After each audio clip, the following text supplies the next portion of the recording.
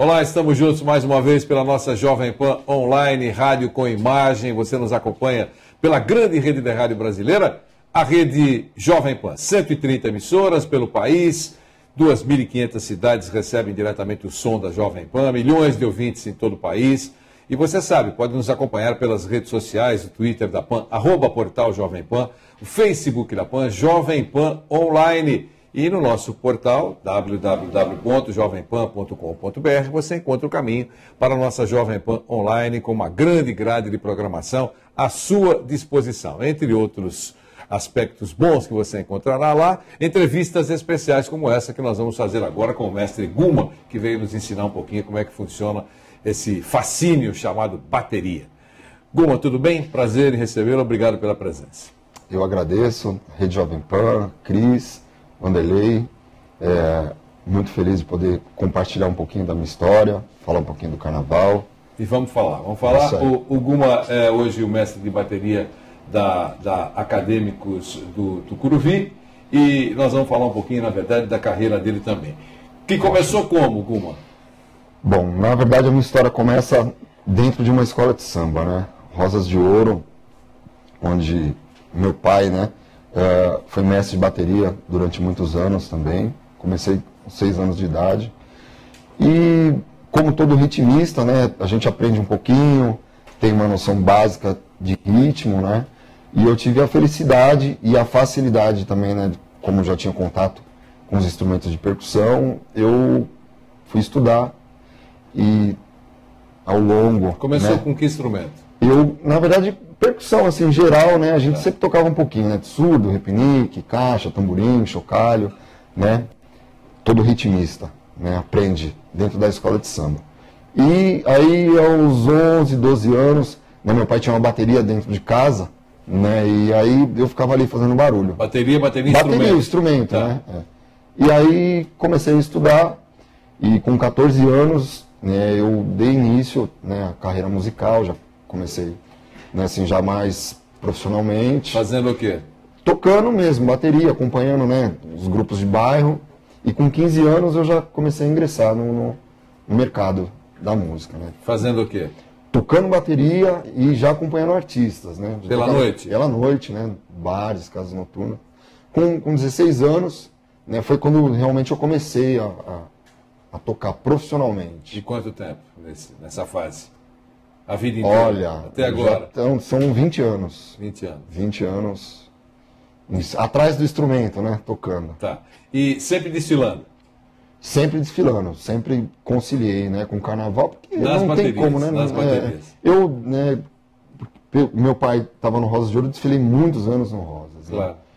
Né? E aí a gente vai fazendo amizade, depois, paralelamente, o Rosas de Ouro, eu conheci a turma do Império da Casa Verde, né? Tá. Que eu já desfilo há muitos anos lá também, né? Foi a única escola. Tá. Assim, e como mestre de bateria, quantos anos?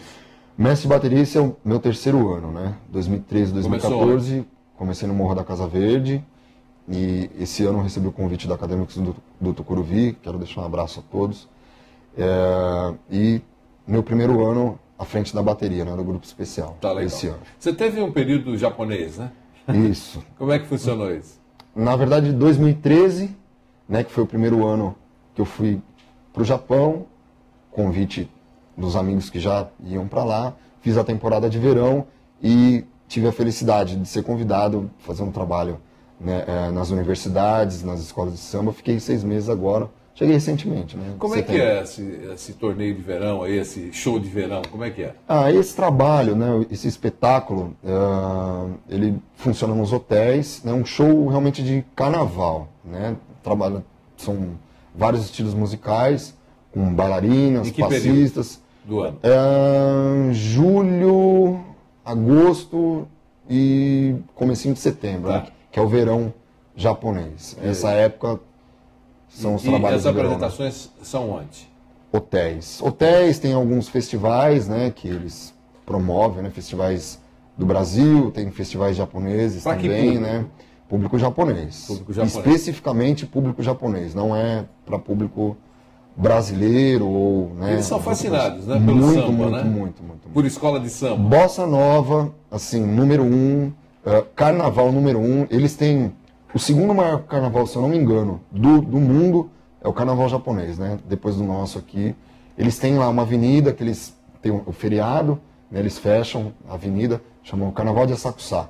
Tem, nossa, muito, não sei o número exato, né? Mas são mais de 20 escolas que eles têm lá, né? O grupo de acesso, o grupo especial também, tudo organizado, com bateria, alas, carros alegóricos, que nem o carnaval daqui, né? Mas uma proporção menor. Claro, claro.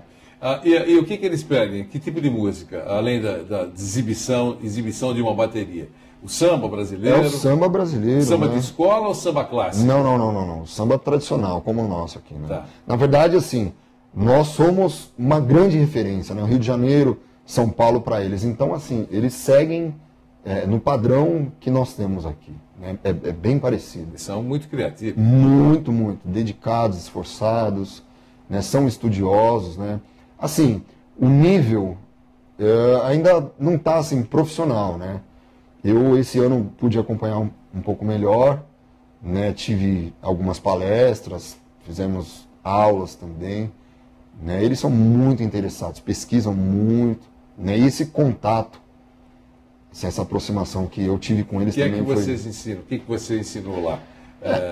A formação de uma bateria, Exato, a afinação na verdade, de uma bateria. tudo, né? A gente vai desde do princípio, né? Da raiz, né? Que é o que? A montagem do instrumento, a afinação, qual é a finalidade, por exemplo, de montar cada naipe, né? O entrosamento, a importância de cada instrumento, né? De cada naipe, um com o outro, que não é simplesmente tocar, Claro, né? sem dúvida. Existe, assim, uma formação, né? Você formar as batidas para poder combinar, para poder formar o som, né? E a gente dá sequência, né? Aí vai as paradinhas, os repiniques, né? Os solos, tudo, né?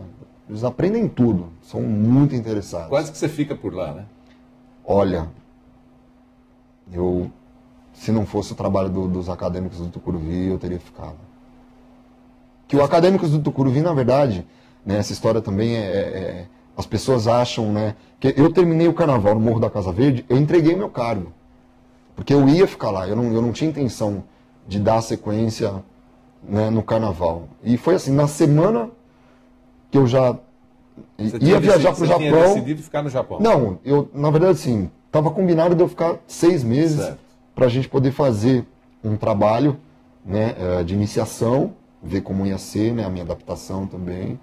Né, e eu voltaria para cá depois de 6 meses. Esse era o combinado. Né? E nesse intervalo, exatamente uma semana, eu recebi o convite dos acadêmicos do Tucuruvi. E assim, né, deu liga. Né? E aí acabei fechando. Onde é que você ganha mais dinheiro? Lá ou aqui? Olha, é assim, como eu falei, esse trabalho que a gente fez, né, é um trabalho, a gente começou um trabalho novo lá, né? Não tem esse tipo de trabalho de ensino no Japão. Então a gente foi, né, para ver como era uma ia se sentir. Não. Eu fui pela companhia, tá, né, e nas universidades, né? A gente começou fazendo palestras, né, divulgando o trabalho de carnaval, o meu trabalho, né, como educador também, né? E tudo foi acontecendo, né? E graças a Deus foi um sucesso, assim. Financeiramente também? Financeiramente, não posso dizer que, né, eu ganhei dinheiro, não. A intenção não era essa, não era o financeiro, né, era fazer o trabalho, né, e a gente dar sequência. Né? Então, a partir de agora, é que a gente começa realmente assim, consolidar, né, já volta com um planejamento para poder fazer. Tem volta marcada para o Japão? Não tenho volta marcada, mas eu tenho já, assim, a gente já criou os caminhos, né? Na verdade, vai depender do meu trabalho agora, aqui no Tucuruvi, para que eu possa voltar, né? Tenho a intenção de poder. No Tucuruvi você tem um acordo de carnaval a carnaval, né? Do início de um até o outro. É assim que funciona? É assim que funciona. É contrato isso? Isso, é um contrato, que a gente tem, né? Fazer o trabalho de carnaval. Mas assim, eu também não tenho intenção de sair do Tucuruvi. É uma casa que me acolheu muito bem, né? Agora, desde que eu cheguei do Japão, eu já comecei o trabalho com a minha equipe em abril, né? Então começou em abril, eu cheguei em setembro, né? Então agora a gente está só limpando, né, esse início de trabalho que já foi feito, de escolinha, né, e então a gente vai dar uma sequência aí, porque demora uns 2 anos, né, até você conseguir... Para montar uma bateria, 2 colocar, anos. né, deixar com Do jeito que a característica, isso, né, o pessoal, os ritmistas, entenderem como funciona. Minha marca são 200, né? 200. 190, aí sempre tem pessoal que chega... Né, Os ensaios são feitos quantas vezes por semana? São 2 vezes. De quinta-feira a gente faz de bateria, né, agora até dezembro. Aos sábados, os ensaios gerais. A partir de janeiro, começa de quinta e sábado os ensaios gerais. Né? Tem, na sua bateria, tem instrumento diferente ou os tradicionais? Não. Eu sou da época do tradicional. Na verdade, assim, eu gosto de trabalhar os elementos que a gente tem dentro da bateria. Né? Eu acho legal... Né, até bacana você colocar, de repente, um complemento diferenciado. Depende do que o samba pede. O que, por exemplo? Chequerê, tá. Né, por exemplo, o Império de Casa Verde que usa a guira. Pode-se colocar timbal, que o pessoal tem usado bastante também. Né? Mas eu acho que isso é muito específico, depende do que você vai fazer. Para você colocar uma característica, um complemento diferente dentro da bateria, você tem que valorizar isso. E às vezes o samba ele não proporciona. Não permite. Né? Assim, tem que ter, né, um bom gosto para você poder colocar esses instrumentos diferenciados. Né? Então, na verdade, eu venho já de uma época tradicional, que é, né, minha história. Então eu procuro trabalhar, por exemplo, timbal. Se eu preciso acrescentar uma sonoridade com timbal, claro que não é a mesma coisa, mas eu tenho que adaptar com repinique, fazer, né, uma execução parecida, próxima. Então eu trabalho com o que eu tenho na mão. Né? Claro, a não ser que eu precise de um som específico, aí eu tenho que colocar. Entendi. Mas o meu trabalho, né, a minha formação é 100% tradicional. E a sua formação também é de baterista? Baterista. Né? Eu aprendi assim, muita coisa. Né? Quando eu comecei a estudar, isso unificou. Né? Aquela vivência que a gente tem. Né? Eu sou um autodidata, né? Vamos falar assim. Né? 70% da minha formação, né, vem, claro, prática. Né, prática, por causa da escola de samba. Né? A escola de samba, a bateria, ela proporciona isso. Né? Você treinar o seu ouvido, né, você apurar, principalmente a parte percussiva. Né? Então eu tenho muito isso. E aí eu só complementei quando eu comecei a estudar, né? Porque o próprio instrumento ele exige, né, que você tem que ter uma técnica, uma leitura. E agora eu só juntei, né? E fora do carnaval, você continua atuando como baterista? Continuo. Mas agora, especificamente esse período, né, por conta dessa viagem, eu não consigo fazer nenhum trabalho paralelo ao carnaval. Quando você diz trabalho, é acompanhar artistas, isso, assim? Gravação, né? Na verdade, eu estou mais na área de gravação, né? Mais estúdio. E como é procurado? O estúdio que procura, o artista que procura? Normalmente como é que é? São os produtores, né? Os produtores ou artista ou produtor. Eles têm um elenco lá de bateristas e entram em contato, é assim? Normalmente já tem o time, né? Depende da produção, depende, por exemplo, do artista. Eu, por exemplo, no meu caso, eu trabalho muito com artista tradicional de samba, né? Devido aos artistas que eu trabalhei, Jorge Aragão, Leci Brandão, né? Que é samba mesmo tradicional. Então, quando um produtor, normalmente ele me chama, já é direcionado, por exemplo, a um grupo ou a um artista que trabalha com samba tradicional. Entendi. Né? Que já vem, né, da minha bagagem. Desses né? artistas que você trabalhou, qual é aquele que é mais gratificante trabalhar? A todos, né? Cada artista tem uma história, tem um jeito, tem, né, assim, uma forma de conduzir. Cada um... Como é que é isso? Jeitos diferentes. Tenta explicar. O jeito de conduzir o trabalho, né? Assim, a gente fala, samba é samba, né? Samba tradicional, samba raiz, né? Como a gente fala. Mas cada artista tem um jeito de conduzir. Por exemplo, Leci Brandão. Eu trabalhei 7 anos, quase 7 anos com ela, né? Ela, por exemplo, ela tinha a banda, os músicos, né? A gente tinha uma liberdade, assim, para poder tocar, para poder criar, né? Nós éramos muito envolvidos, assim. Entendi. De se olhar, de saber o que ia fazer. O Jorge Aragão já não. Ele já conduziu o show. Perto, né? Ele já conduziu o show. Por exemplo, ele conduzia o músico da forma como ele gosta, né? Então, assim, cada um tem um jeito, né? E o músico se adapta ao estilo daquele que está no Exatamente, comando, evidentemente. Dizem que quem mora nessa linha de chegada da nossa conversa, você falou que começou cedo na bateria, né? Quem mora do lado de quem está aprendendo bateria fica louco para mudar, não aguenta, o barulho é demais, o cara quer vender a casa, é assim? Muito. Até hoje é assim. Até hoje é assim. Até hoje é assim. Eu lembro, assim, quando eu morei num apartamento baixo, 2 andares, né? Eu morava no segundo, e eu tinha um quarto. Esse quarto eu adaptei, foi quando, né, eu quis aprender a trabalhar com estúdio, equipamentos, né, porque todo músico, né, sempre sonha ter um estúdio, né, mexer com equipamentos e tal. Então eu dividi esse quarto e uma parte era o meu aquário, onde estava a bateria, e a outra parte era a técnica, onde eu mexia com os equipamentos. Né. Olha, eu vou falar para você, todo mundo me perguntava, mas seu vizinho não briga? Seu vizinho não acha ruim? A minha resposta era sempre assim, eu nunca perguntei. É bom de perguntar. Eu nunca perguntei se ele acha ruim, mas eu tenho certeza que eles não gostavam, porque eu estudava 6 horas por dia. Então era período assim, era a tarde inteira estudando. É porque o instrumento sozinho, eu acho que provoca um certo desconforto. O instrumento Muito, né? sozinho, Exato, né? exato. Talvez se você levasse lá a banda para acompanhar, o cara ia curtir, né? Acho que é isso, não é, Gu? É verdade, é por aí. Então, assim, são movimentos repetitivos, né? Que você, né, pega a solo de caixa, por exemplo, você tem que...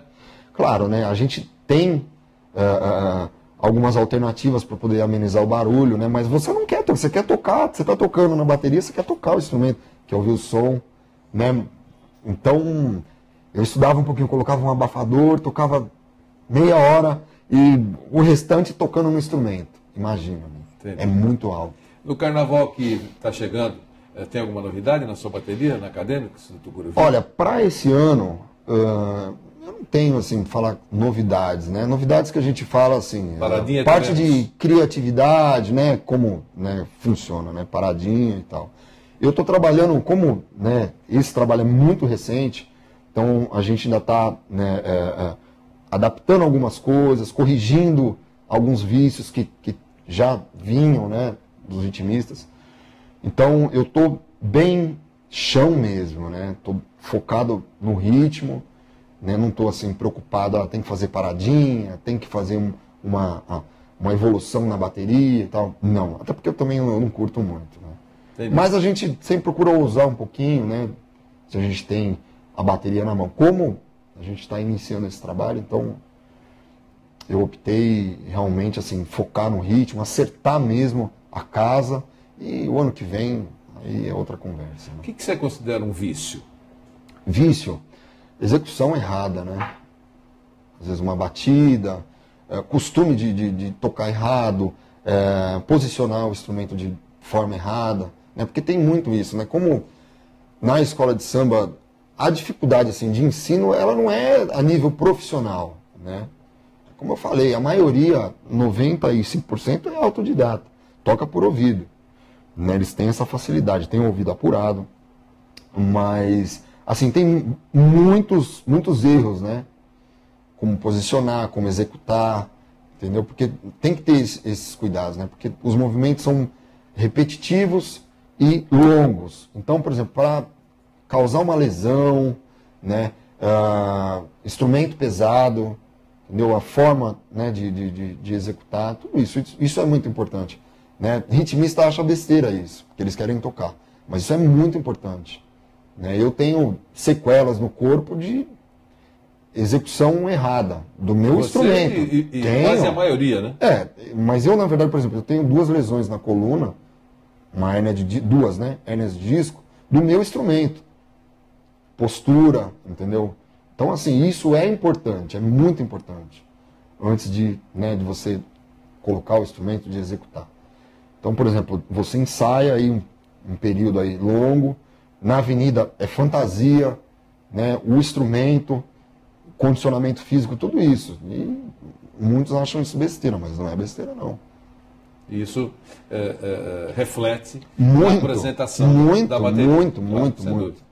Porque assim, a postura ela é super importante, né? Porque se você tem postura para tocar o instrumento, né, posicionar, então você tem mais condição de quê? De fazer um trabalho melhor. Fazer o trabalho, né, bacana, tá condicionado para poder fazer aquele tempo. Né? Entendi. Que não é pouco. Guma, um abração. Obrigado. Eu agradeço mais uma vez o convite. Obrigado por nos ensinar um pouquinho mais sobre bateria. Agradeço. Com o mestre Guma, que hoje está na Acadêmicos do Tucuruvi, fizemos um pouco mais da nossa entrevista especial para você. Até a próxima.